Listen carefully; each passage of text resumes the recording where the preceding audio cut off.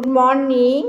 আজকে তোমাদের দেখাবো উচ্ছে আলু দিয়ে মাছের পেটা দিয়ে কীভাবে শুক্তো করা হয়। একদম সিম্পল।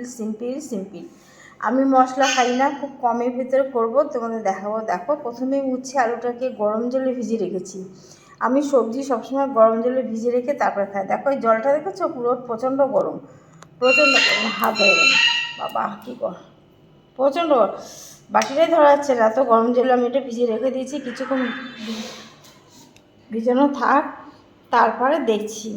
তারপরকে তোমাদেরকে দেখাবো মাছের পেটাটাকে ভেজে নেবো, আগে দেখাবো রান্না যখন করবো, দেখতে থাকো তোমরা।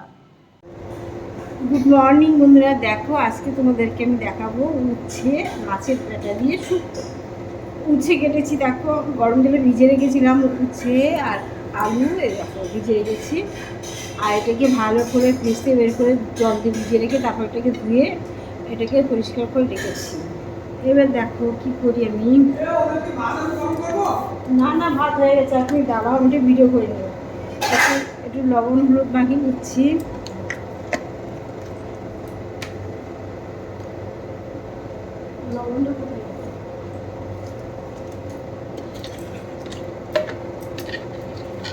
একটু লবণ মাখিয়ে নিলাম, হলুদ মাখিয়ে নিলাম। এটাকে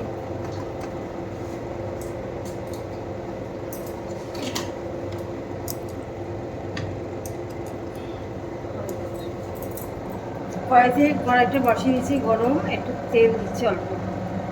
দেখবে আমি সবসময় তেল কম দিয়ে চিমনিটা চালিয়ে দিয়েছি।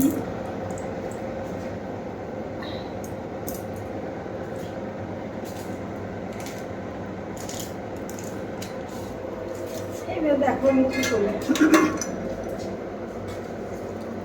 আমাকে দেখাচ্ছি। তেজপাতা দিলাম দুটো, ফোড়ন, পাঁচফোড়ন, জিরে ফোড়ন আর একটু মিঠে ফোড়ন দিলাম, রাঁধুনি ফোড়ন দিলাম। মাছের পেটাটা দিয়ে দিলাম। মাছেরটা আমি একসঙ্গে করছি, অনেকে মাছের পেটাটাকে আগে ভেজে নিতে পারবো, আমি একসঙ্গে করে দিই। তাড়াতাড়ি করে কাজ করার জন্য আমি এটাকে দিলাম। আমি তো সবসময় গ্যাসটা কমিয়ে রান্না করি, তোমরা জানো, জলদি রান্না করা করছে। মাছের পেটা অনেক সময় অনেকে ভেজে নিতে পারা যায়, কিন্তু আমি ভাজিনি, একসঙ্গে সব থেকে ভেজে। দেখো আমি তেলটা খুবই কম দিয়ে, তোমরা দেখতে পাচ্ছ তেল ঠিক আছে। এর ভিতরে তোমরা চাইলে আদা বাটা দিতে পারো, শুক্তোতে আদা বাটা দেওয়া যায়, কিন্তু আমি অত ঝামেলা করে দেখিনি, একবার ঝামেলায় ঝপাঝপ করে রান্না। আদা ফ্রিজে আছে, আদা বাটা নেই আমার আছে, যার জন্য আদা বাটিনি। দেখো মাছের পেটাটা ভাজা হয়ে গেল। এবার আমি উচ্ছে আলুটা পুরো এর ভিতরে দিয়ে দিলাম। পাশেই আমার জল দিয়ে এটা সব থেকে মেন হচ্ছে কষানো দরকার। কী করবো, আমি তো তেল কম দেওয়া, যার জন্য একটু লবণ দিয়ে ঢেকে আস্তে আস্তে কষানো দিচ্ছি।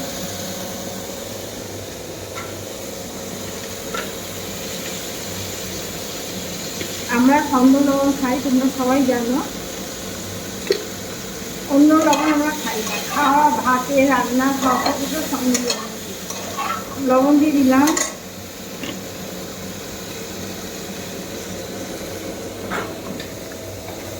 একটু হলুদ দিয়ে দিচ্ছি।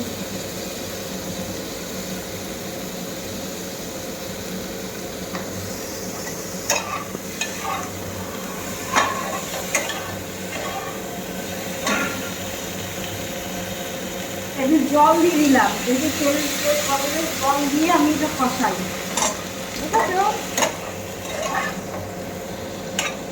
জল দিয়ে দিলাম, এবার আমি এটাকে ঢেকে দেবো।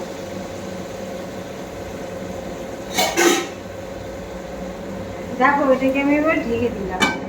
এটা হবে, এর ভিতরে দেবো ধনের গুঁড়ো, একটু জিরের গুঁড়ো দেবো, দিয়ে তারপরে নামানো।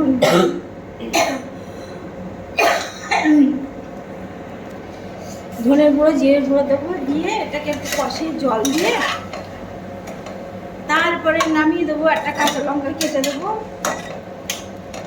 দিয়ে তারপরে নামিয়ে দেবো। হয়ে যাবে আমার উচ্ছে আলু আর মাছের পেটার শুক্তো। তোমরা দেখতে থাকো।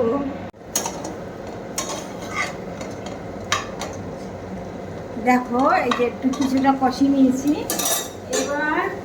এবার দেখো এর ভিতরে একটু জিরের গুঁড়ো দিলাম, ঠিক আছে?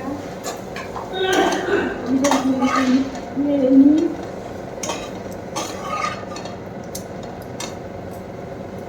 এইভাবে তোমরা খেয়ে দেখো, কোনো ক্ষতি নেই। এটা হচ্ছে ধনের গুঁড়ো, দেখো এই ধনের গুঁড়ো চামচ আছে, অল্প দিলাম।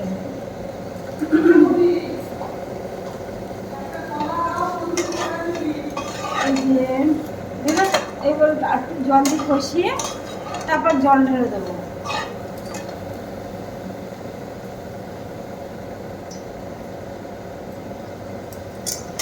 জল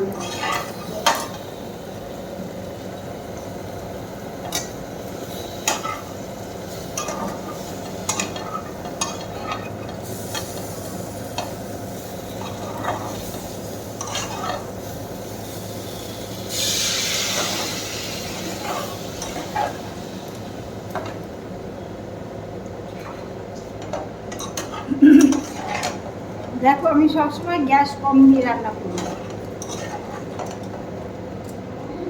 এই শুক্তো হলে আর আমার কিছু লাগে না।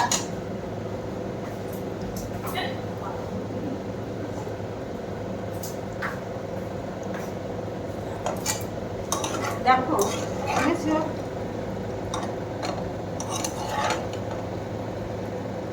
এটার কষানো হয়ে যাবে এখন, তখন আমি জল দিয়ে দেবো, ফুটে যাবে। ফুটে গেলে নামিয়ে দিলেই ব্যাস শুক্তো রেডি আমার। একদম ঝামেলা, কোনো সহজভাবে কোনো কষ্ট নেই এবং খেলে ক্ষতি নেই, ঠিক আছে?